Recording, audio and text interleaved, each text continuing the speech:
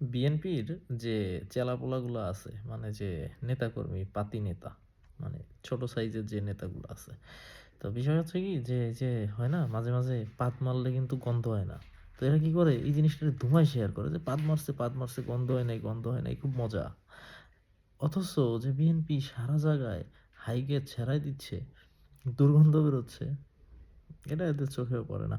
এই যে রিসেন্টলি হচ্ছে যে এক গার্মেন্টস কর্মী, এক যে আপুর একটা ভিডিও ভাইরাল হইছে, আপনারা হয়তো দেখছেন যে ৳৫০০ র ভাড়া ৳২,০০০। তো এইগুলা কিন্তু এরা শেয়ার করে না। এরা কি শেয়ার করতেছে যে সদরঘাটে যে কুলিরা আগে টাকা নিত, হয়রানি করত, সেই জিনিসটা বিএনপি ফ্রি করে দিছে। এখন কুলিরা টাকা নেয় না। এখন কুলিরা কয় টাকা নিত? ৳৫০, ৳১০০।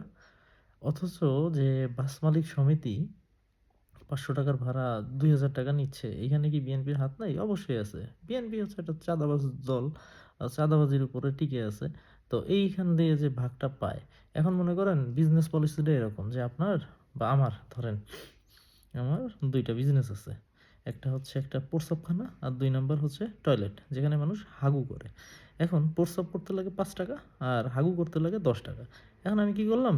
মানবতা দেখায় প্রস্রাব ফ্রি করে দিলাম যে, "প্রস্রাব করেন, ফ্রি প্রস্রাব করেন, ৳৫ লাগবে না।"